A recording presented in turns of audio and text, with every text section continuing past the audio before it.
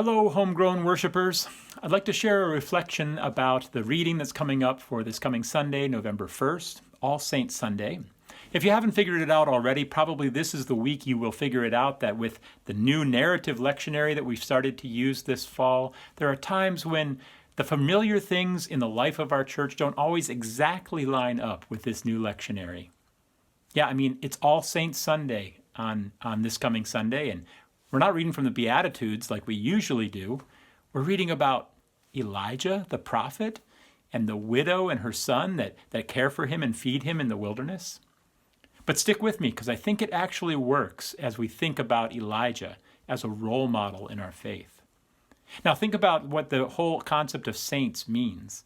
Martin Luther talked about us being all saint and sinner at the same time, simultaneously saint and sinner.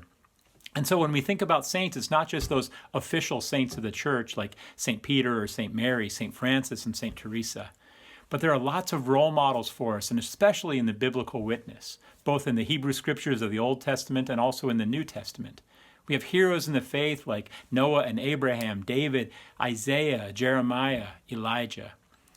And Elijah, this prophet who speaks God's word, who follows God's will, even when it's not just difficult, but actually life-threatening.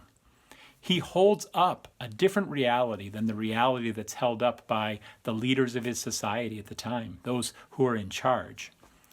So this particular reading that we have for this coming Sunday is part of the cycle that talks about the conflict, specific conflict between King Ahab of Israel and the prophet Elijah.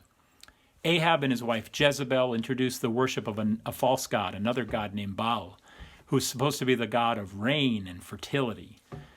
But Elijah announces God's displeasure, to say the least, with this king, the king of Israel, who is leading his people away from worshiping the one true God to worshiping another god.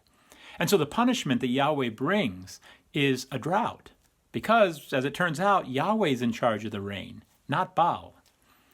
So the king is not pleased, and he sends, Elijah is forced to flee so he doesn't, get killed by the king. And he flees to the wilderness, where he experiences or is party to 3 different miracles. One, he is fed by the ravens who bring him food so that he can eat there in the wilderness. 2, he goes to a widow and her son and helps them to take their provisions that they have for one last meal and allows it to stretch forever. Not forever, but until the drought is over. It gets them through more than just one last meal. And then the third miracle is that when that widow's son dies an untimely death, Elijah is able to restore that son to life. So here's where I think Elijah shows his sort of saintly cred, where he is a role model in the faith. He trusts God. He obeys God's word. He follows God's plan, even when that plan doesn't make much sense to him. Go into the wilderness during a drought? How does that make sense? Or go to the land of my enemies to seek safety from my own king? That doesn't make any sense either.